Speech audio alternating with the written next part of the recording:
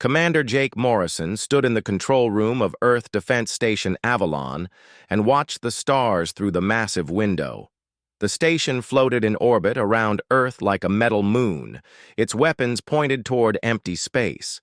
Jake had been stationed here for 3 years, and nothing exciting ever happened. That was about to change. The communication console started beeping with an urgent signal. Lieutenant Ben Clark rushed to his station and his face went pale. "Commander, we have an incoming transmission on all frequencies. It's not from any human ship." Jake walked over to the main screen. "Put it through." The screen flickered and showed something that made everyone in the room stop breathing. A tall creature, made of what looked like living crystal, stood before them. Its body was transparent blue with sharp edges and glowing veins of light running through it. When it spoke, its voice sounded like breaking glass. "I am Admiral Zeth Ka of the Hegemony Fleet. Your species has been selected for integration into our empire. You have 72 hours to surrender completely. Resistance will result in total destruction." The alien gestured and holographic images filled the screen. Jake watched in horror as entire planets burned. Cities turned to ash in seconds. Ships exploded like toys. Bodies floated in space by the millions. The images showed hundreds of different alien species, all destroyed for refusing to surrender. These civilizations chose death over wisdom. The crystal alien continued. "Their planets are now empty. Their names are forgotten. You will not make the same mistake." The transmission ended, and the control room fell silent. Jake stared at the empty screen while his mind tried to process what he had just seen. Earth had always wondered if they were alone in the universe. Now they had their answer, and it was worse than their darkest nightmares. "Get me President Roberts immediately," Jake ordered. "Emergency priority." Within minutes, the screen showed President Nick Roberts sitting in the Oval Office. His advisors crowded around him, all talking at once. When he saw Jake, he held up his hand for silence. "Commander Morrison, please tell me this is some kind of joke." "I wish it was, sir. We have confirmation from deep space monitors. There are ships approaching our solar system, lots of them." Dr. Lisa Carter stepped into view on the screen. She was Earth's top expert on alien life, though until today, she had only studied possibilities. "Commander, we need that transmission data immediately. Everything you recorded." Jake nodded to Ben Clark, who started sending the files. Dr. Carter watched the alien message with growing concern. "This species calls themselves the Hegemony. From what we can tell, they control most of this galaxy. They've conquered over 800 different civilizations." President Roberts leaned forward. "What do they want from us?" "Complete surrender," Dr. Carter replied. "But I've been analyzing their historical pattern. Every species that surrendered was eventually enslaved. Their populations were reduced to less than 10% of original numbers. They become workers for the hegemony's expansion." General Amy Patterson appeared on another screen from the Pentagon. "Mr. President, we need to mobilize immediately. Our entire fleet consists of 400 ships. Intelligence suggests the approaching hegemony force has over 50,000 vessels." 50,000? President Roberts looked stunned. "How do we fight something like that?" Captain Ryan Hayes joined the conversation from his battleship, the UES Defiance. "Sir, we can't match their numbers, but we don't have to. Humans have always been good at finding ways to win against impossible odds." Jake watched the debate unfold on multiple screens as leaders from around the world joined the emergency conference. Some argued for immediate surrender to save human lives. Others demanded they fight no matter the cost. The discussion grew heated. As time ticked away, Dr. Carter spoke up during a brief pause. "There's something else you need to know. I've been studying the species that surrendered to the hegemony. They all had one thing in common. They were peaceful civilizations that had never fought major wars. Humans are different. We've been fighting each other for thousands of years. We understand warfare in ways these other species never did. President Roberts stood up from his desk. Ladies and gentlemen, I'm calling for a vote. All in favor of surrender? The screens showed leaders from every nation on Earth. Not a single hand was raised. All in favor of resistance? Every hand went up at the same time. President Roberts nodded slowly. Then it's decided. General Patterson, begin full mobilization of all military forces. Dr. Carter, I want everything we can learn about these aliens. Captain Hayes, prepare the fleet for battle. We have 72 hours to get ready for the fight of our lives. Jake looked out at the stars again, but now they didn't seem peaceful. Somewhere out there, an enemy was coming that had never been defeated. They expected humans to give up without a fight like every other species had done. They were about to learn something important about humanity. Humans had never been good at giving up. Captain Ryan Hayes stood on the bridge of the UES Defiance and watched the enemy fleet emerge from hyperspace near Jupiter. The hegemony ships were massive crystal structures that caught and reflected starlight like deadly jewels. Each one was 3 times larger than the biggest human battleship. There were so many of them that they blocked out entire sections of stars. How many ships are we looking at? Ryan asked his tactical officer. Lieutenant Commander Beth Sullivan checked her readings twice before answering. 53,000 vessels, sir. They're maintaining formation just outside Jupiter's gravity well. Ryan nodded and opened a channel to the human fleet. 400 ships floated in defensive positions around the gas giant. It wasn't much compared to what they faced, but it was everything humanity had. All ships, this is Captain Hayes. Today we find out what humans are made of. Remember, we're not here to win. We're here to buy time and learn everything we can about these bastards. Make every shot count. On the Hegemony flagship, Admiral Zeth Ka studied the human formation with mild interest.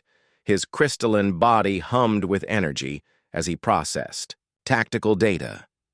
In 3,000 years of conquest, he had seen this same pattern countless times. A small defensive fleet making a last desperate stand while their homeworld prepared for surrender.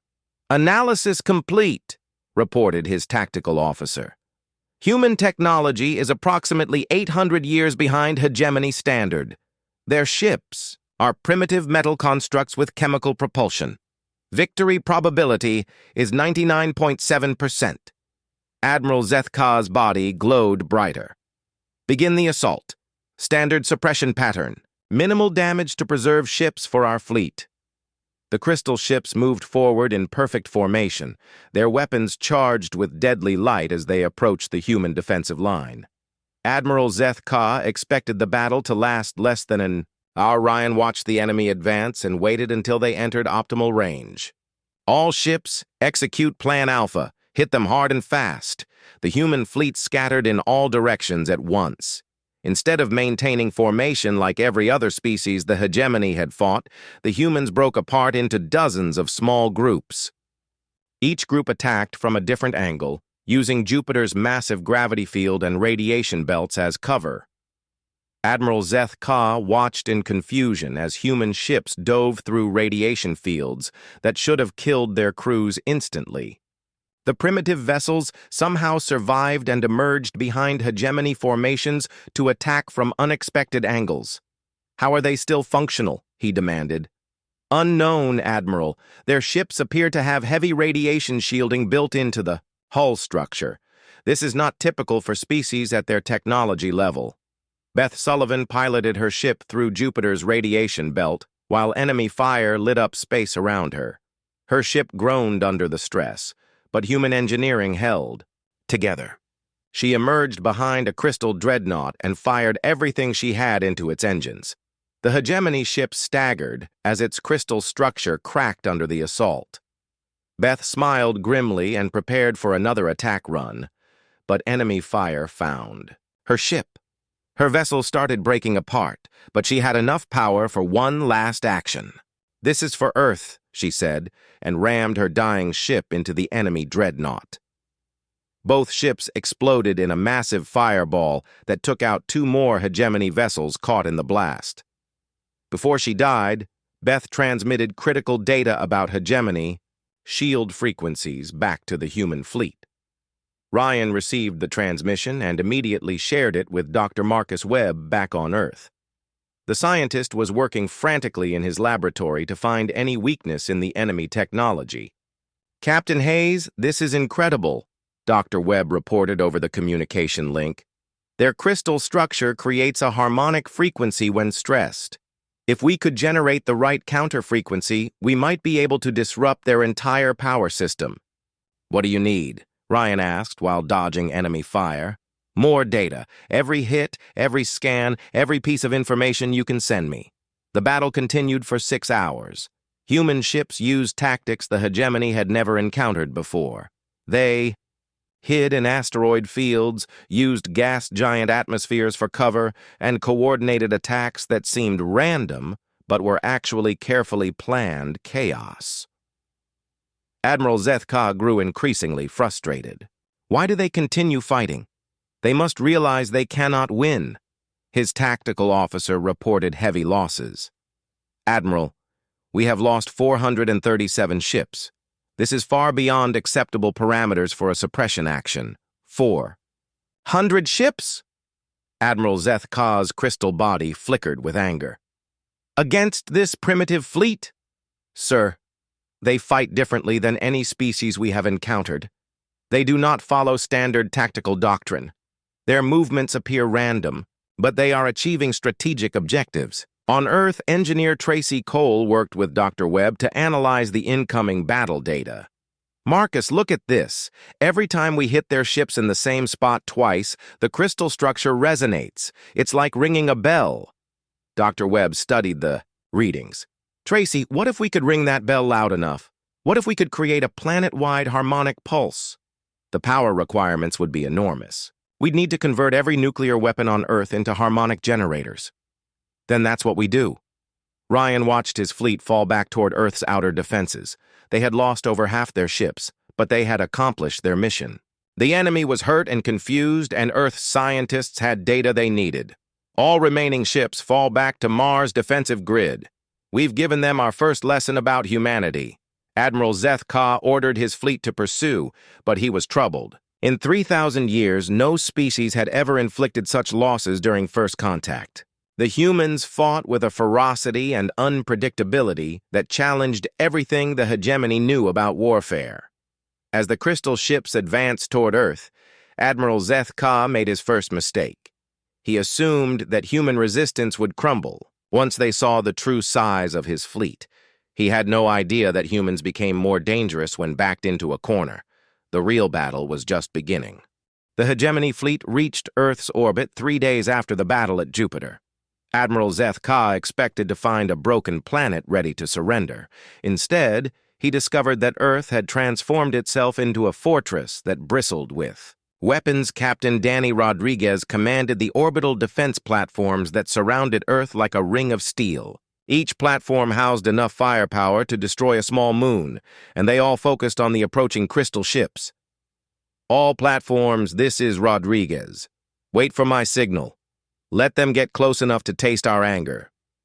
The space elevators that normally carried cargo between Earth and orbit had been converted into massive rail guns. The moon's surface was covered with weapon emplacements and fighter launch bays. Even the asteroid mining stations had been armed with nuclear torpedoes. Admiral Zeth-Ka studied the defensive preparations with growing unease. This is not standard behavior. Most species evacuate their military assets when facing superior force. His tactical officer pointed to the scanner readings. "Admiral, we're detecting massive underground construction on the planet's surface.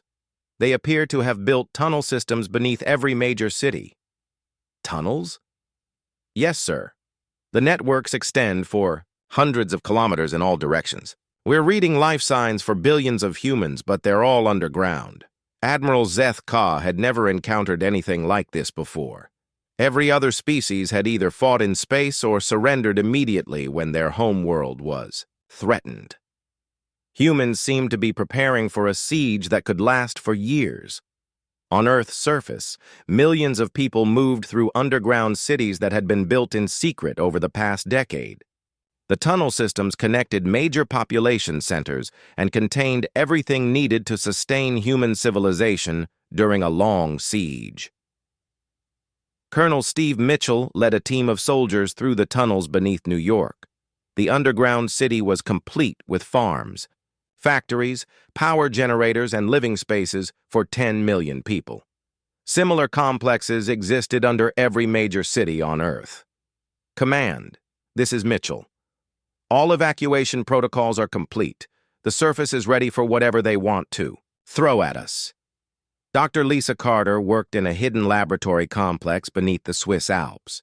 She had been studying the alien transmissions and battlefield recordings, trying to understand how the hegemony thought and fought. Their psychology is fascinating, she reported to President Roberts over the Secure Communication Network. They view warfare as a mathematical equation. They calculate victory probability and expect their enemies to surrender when the numbers become unfavorable. What does that mean for us? The president asked from his command bunker beneath Washington. It means they don't understand humans at all. They expect us to act logically. They have no concept of fighting against impossible odds just because it's the right thing to do. The siege began when hegemony ships started bombarding Earth's surface defenses. The crystal vessels rained energy beams down on military installations while human orbital platforms returned fire. Space around Earth became a deadly light show as weapons discharged continuously. Admiral Zeth Ka ordered landing forces to secure major population centers, but the hegemony troops found empty cities.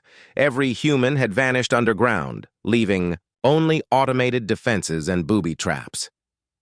Ground Commander Vex Moore led the first landing party into what used to be London.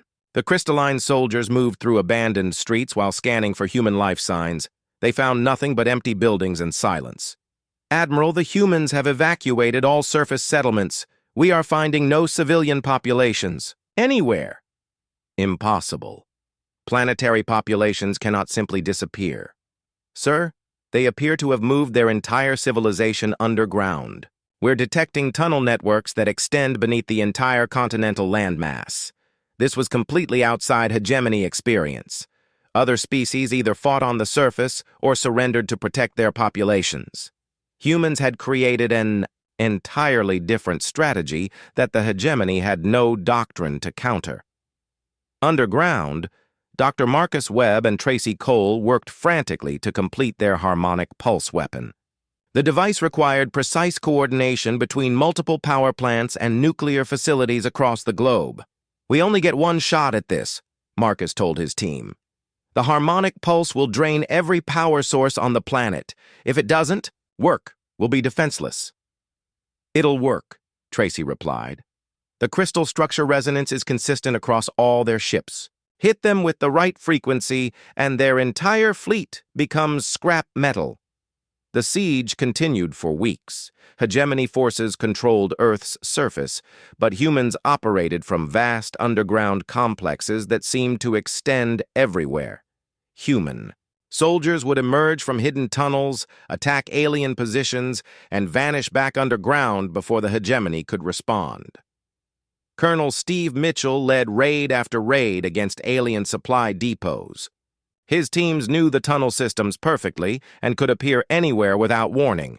The hit-and-run attacks were driving the crystalline soldiers crazy with frustration. They're like ghosts, Ground Commander Vex Moore reported to Admiral Zeth Ka. We control the surface, but they control everything beneath it. Every time we secure an area, they attack from below. Admiral Zeth Ka was beginning to understand that this siege was unlike anything in hegemony history. The humans refused to surrender, even though their homeworld was occupied. They had created a second civilization underground and were using it to wage a guerrilla war that the hegemony had no training to fight. Captain Danny Rodriguez continued to coordinate orbital defense operations from hidden command centers. His platforms were being destroyed one by one, but they were taking hegemony ships with them. The space battle had turned into a brutal slugging match that favored human defensive tactics. Sir, We've lost 60% of the defense platforms, his tactical officer reported. Good, Danny replied. That means we've killed a lot of aliens. Keep fighting until there's nothing left to fight with. The hegemony had expected Earth to fall within days. Instead, the siege stretched into its second month with no end in sight.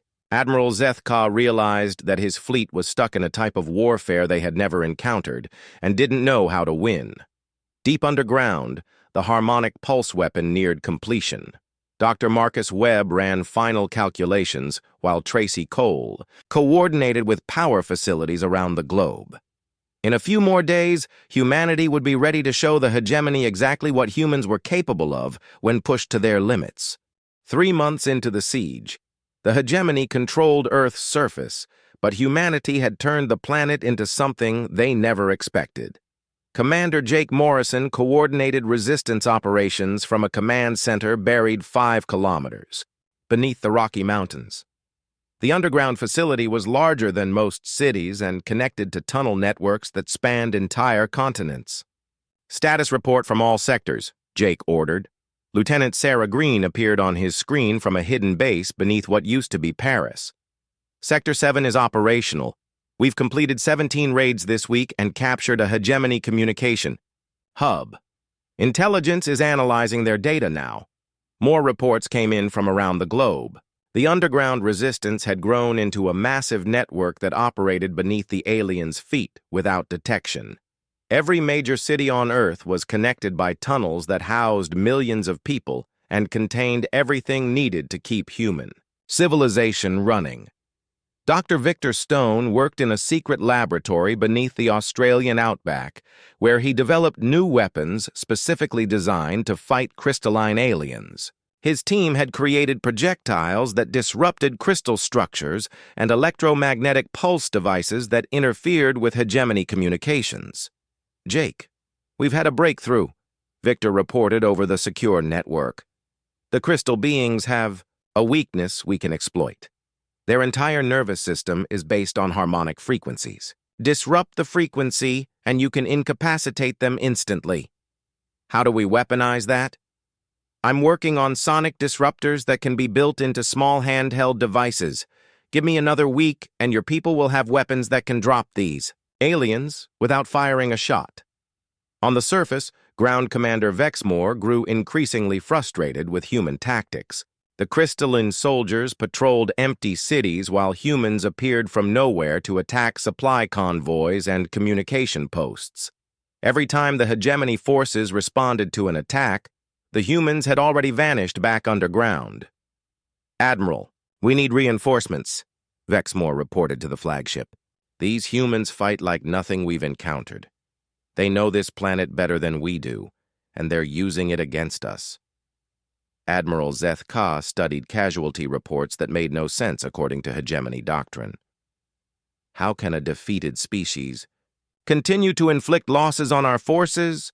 Sir, I don't think they consider themselves defeated. They still control most of their planet. We only hold the surface layer. This concept was completely foreign to hegemony thinking.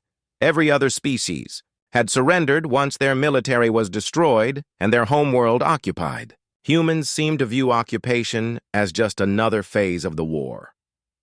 Lieutenant Sarah Green led her team through abandoned subway tunnels that had been converted into a high-speed transportation network. The underground train system allowed human forces to move across continents in hours and strike at hegemony positions anywhere on Earth. Her mission was to capture intact hegemony technology for Dr. Lisa Carter's research team. The aliens were careful to destroy their equipment when retreating, but Sarah's people had learned to strike fast enough to prevent that. Target acquired, she whispered into her radio. Hegemony forward base, minimal security, moving in now. Sarah's team emerged from hidden tunnel entrances around the alien base. They used Dr. Stone's new sonic disruptors to incapacitate the crystalline guards without alerting the main force. Within minutes, they had secured a complete hegemony communication array. Package secured. Extraction in 30 seconds. The team vanished back underground before reinforcements could arrive, leaving the hegemony forces to wonder how humans had appeared in the middle of a secure military zone. Dr. Lisa Carter analyzed the captured technology in her hidden laboratory and made discoveries that changed everything. The hegemony communication system revealed the location of supply fleets, troop movements, and most importantly, the aliens' growing confusion about human capabilities. "Jake, you need to see this," Lisa reported to Commander Morrison. "The hegemony has never faced prolonged resistance. Their entire military doctrine assumes that enemies will surrender within days or weeks. They have no logistics system designed for extended campaigns." What does that mean? It means they're running out of supplies. Their ships weren't designed for long sieges. They expected to conquer Earth quickly and move on to the next target. This intelligence changed human strategy completely. Instead of just defending, the resistance began targeting hegemony supply lines and logistics. If the aliens couldn't sustain their occupation, they would be forced to retreat or commit more resources than the conquest was worth. Captain Ryan Hayes operated from a hidden lunar base called Sanctuary that the hegemony hadn't discovered. His remaining ships launched surprise attacks on alien supply convoys while staying hidden in asteroid fields and gas giant atmospheres. This is Hayes to all ships. "We've located another supply fleet approaching from the outer system. Standard. Hit-and-run tactics. Take out as many as possible and get out before they can respond." The human fleet had adapted to guerrilla warfare in space, just like ground forces had on Earth. They used every asteroid, moon, and gas cloud as cover while striking at vulnerable hegemony targets. Back on Earth, Dr. Marcus Webb put the finishing touches on his harmonic pulse weapon. The device was installed in 12 locations around the planet and connected to every nuclear power plant on Earth. When activated, it would create a resonance field that could shatter every piece of hegemony. "Technology in the solar system. Tracy, we're ready for final testing," Marcus told engineer Tracy Cole. "But once we activate this thing, there's no going back. The power drain will shut down every electrical system on Earth for weeks." "Then we better make sure it works," Tracy replied, "because if it doesn't, we'll be sitting ducks." The resistance had grown stronger during the 3 months of siege, but the hegemony was also adapting to human tactics. Admiral Zeth Ka was beginning to understand that this was not a normal conquest and was requesting additional fleets from hegemony high command. Commander Jake Morrison knew that humanity was running out of time. The underground cities could sustain themselves for years, but Earth couldn't remain under siege forever. The harmonic pulse weapon was their last hope for victory, and they would only get one chance to use it. "All resistance cells, this is Morrison. Prepare for final phase operations. In 72 hours, we're going to show these aliens why they should never have come to Earth." The message went out through tunnel networks that spanned the globe.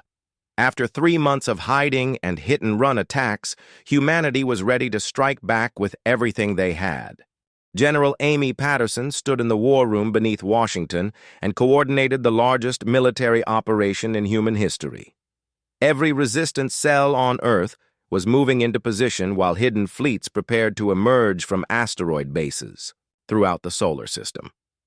After 3 months of guerrilla warfare, humanity was ready to show the hegemony their true strength. "All units report ready," Colonel Steve Mitchell confirmed from his position beneath London. "Strike teams are in position at every major hegemony installation." Dr. Marcus Webb made final adjustments to the harmonic pulse weapon from his control center deep under the Swiss mountains. 12 massive installations around the globe hummed with power as they prepared to channel Earth's entire energy grid into a single devastating attack. "Harmonic resonance at optimal frequency," engineer Tracy Cole reported. "All power plants are synchronized. We have full charge in 90 seconds. Admiral Zeth Ka stood on his flagship bridge and watched Earth's lifeless surface through crystal viewports. After months of siege, he was confident that human resistance was finally breaking down. His supply convoys had faced fewer attacks recently, and surface patrols reported less guerrilla activity. Ground Commander Vexmore, report on. Occupation status. Admiral, surface control is complete. Human raids have decreased significantly over the past week. I believe their underground resistance is running out of resources. Admiral Zeth K's crystal body glowed with satisfaction. This conquest had taken far longer than expected, but the outcome was never in doubt. Soon the remaining humans would surrender and join the hegemony as slave workers like every other conquered species. He had no idea that the decrease in human activity was actually preparation for the largest coordinated attack in Earth's history. "Harmonic pulse weapon ready," Marcus Webb announced to command centers around the globe. "Initiating countdown, 30 seconds to activation." Commander Jake Morrison opened channels to every resistance cell on the planet. "This is Morrison to, all units. In 20 seconds, every piece of alien technology on Earth is going to stop working. When that happens, we take back our world." Lieutenant Sarah Green led strike teams positioned around Paris while similar forces waited beneath every major city. Human soldiers emerged from hidden tunnels and moved into position around hegemony installations. The aliens had no idea they were surrounded. 10 seconds, Marcus announced. Captain Ryan Hayes emerged from the asteroid belt with every surviving human ship. They had been hiding for weeks while hegemony forces assumed the space fleet was destroyed. Now 40 ships prepared to strike at the alien siege fleet while it was helpless. 5 seconds. Captain Danny Rodriguez activated every hidden weapons platform that humanity had built during the siege. Orbital railguns, missile batteries, and energy cannons all came online simultaneously while targeting the crystal ships above Earth. Harmonic pulse weapon firing now. Energy surged through underground cables as 12 installations released waves of harmonic resonance that penetrated every piece of hegemony technology in the solar system. The carefully calculated frequency matched the crystalline structure that powered alien ships and equipment. Admiral Zeth Ka watched in horror as his flagship's crystal matrix began to vibrate. Warning lights flashed throughout the ship as harmonic resonance tore through the vessel's power systems. Around him, other hegemony ships started experiencing catastrophic failures as their crystal technology shattered from within. "What is happening?" he demanded.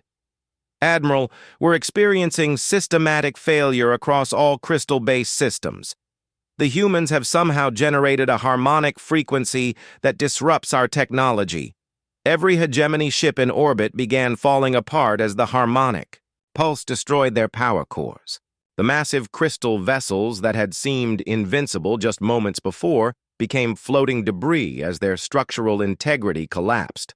On Earth's surface, Ground Commander Vexmore watched his troops collapse as their crystal armor and weapons stopped functioning. The harmonic pulse had rendered every piece of hegemony technology useless, leaving the alien soldiers helpless against human counterattack. Colonel Steve Mitchell led the assault on London as thousands of human soldiers emerged from tunnels throughout the city. The crystalline aliens found themselves surrounded by enemies who appeared from everywhere at once. Without their technology, the hegemony forces were no match for human tactics and determination. "All units, this is Mitchell. The aliens are down, but not dead. Take prisoners where possible, but protect yourselves first." Similar battles erupted across Earth as 3 months of suppressed fury exploded into coordinated revenge. Human forces struck at every hegemony position simultaneously, while the aliens struggled to understand how their superior technology had failed so completely. Captain Ryan Hayes led the space fleet in attacking the crippled hegemony ships. Human vessels swarmed around the massive crystal hulks like angry insects, firing everything they had into helpless targets. "This is for everyone we lost at Jupiter," Ryan said as his ship's weapons tore through Admiral Zeth Ka's flagship. The space battle was completely one-sided as human ships destroyed alien vessels that couldn't fight back. In less than an hour, the mighty hegemony fleet that had terrorized the galaxy for thousands of years was reduced to floating wreckage. Dr. Lisa Carter monitored communications from her underground laboratory and intercepted desperate hegemony transmissions. The aliens were calling for help from their home fleet while trying to understand how a primitive species had turned their greatest strength into a fatal weakness. "Jake, they're in complete panic," she reported to Commander Morrison. "Their communications are chaotic. They've never encountered anything like this before." Engineer Tracy Cole watched power levels across the planet as the harmonic pulse weapon drained Earth's energy grid. "Marcus, we did it! Every hegemony system in the solar system has been destroyed or disabled." Dr. Marcus Webb smiled as he watched the readings. The weapon had worked beyond their wildest expectations, completely neutralizing hegemony technology, while leaving human systems untouched. Admiral Zeth Ka found himself trapped in a dying ship as human forces boarded his flagship. His crystal body flickered weakly as life support systems failed around him. For the first time in his 3,000-year military career, he faced the possibility of defeat. The human soldiers who captured him were led by Commander Jake Morrison himself. The human looked at the alien admiral with a mixture of anger and curiosity. "Your mistake was thinking we would surrender," Jake told him. "You never understood what you were fighting." Admiral Zeth Ka's voice was barely a whisper as his body's energy faded. "How did you know our weakness?" "Because humans never give up. We study our enemies and find ways to win even when victory seems impossible. That's something your empire never learned." As the last hegemony resistance collapsed across Earth, humanity emerged from their underground cities to reclaim their world. The siege was over, but something had changed during those 3 months of occupation. Humans had learned that they could defeat any enemy if they were willing to adapt and fight smart instead of just fighting hard. The galaxy was about to discover that Earth's victory was not the end of the war, but the beginning of something the hegemony had never faced before, a species that would never stop fighting for freedom. 6 months after the failed hegemony invasion, Captain Ryan Hayes commanded a fleet of human ships that moved through space like hunters seeking prey. The vessels combined human engineering with captured alien technology, creating warships more advanced than anything either species had built alone. They were heading toward a hegemony outpost that had been terrorizing local civilizations for decades. Earth had not been content with simply surviving the invasion. President Nick Roberts had declared that humanity would actively oppose hegemony tyranny wherever it existed in the galaxy. The underground cities that had saved Earth during the siege now served as massive shipyards, producing vessels designed specifically for long-range operations against crystal-based enemies. Target confirmed, Lieutenant Commander Kate Wilson, reported from the sensor station. Hegemony fortress orbiting the 4th planet. Estimated garrison of 2,000 aliens plus support craft. Ryan studied the tactical display and smiled grimly. "Same plan as always. Hit them hard, hit them fast, and show them what happens when they pick on innocent people." The human fleet used tactics that no hegemony commander had ever encountered. Instead of approaching in formation like civilized species, the human ships scattered and attacked from multiple directions while broadcasting harmonic frequencies that disrupted crystal technology. On Earth, Admiral Zeth Ka sat in a comfortable cell where Dr. Lisa Carter conducted daily interviews. The former hegemony commander had become an invaluable source of information about alien psychology and military doctrine. More importantly, his presence on Earth sent a message throughout the galaxy that the mighty hegemony could be defeated. "Tell me about the rebellion on Andromeda 5, Lisa said as she reviewed intelligence reports.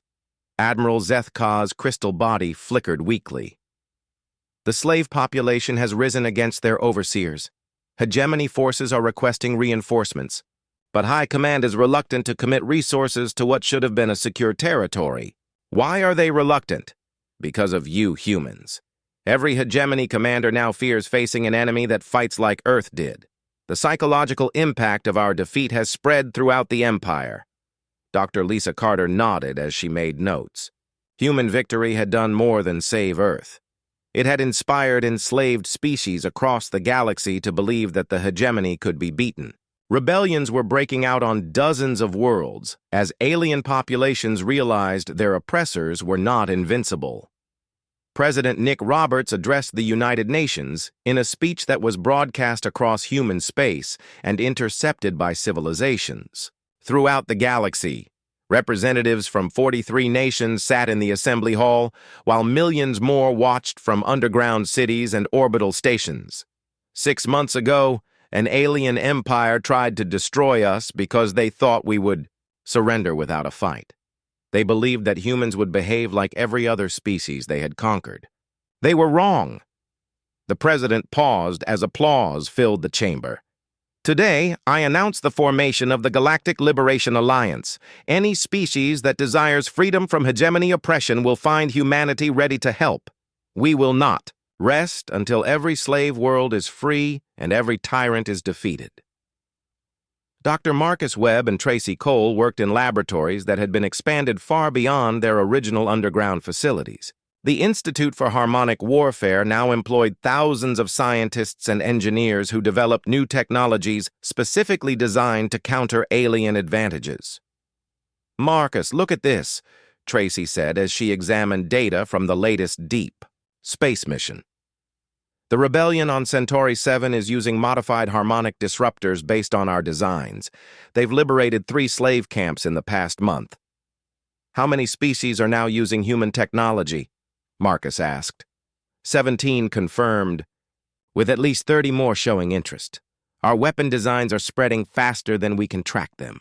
Commander Jake Morrison oversaw construction of Earth's new deep space fleet from orbital shipyards that operated around the clock.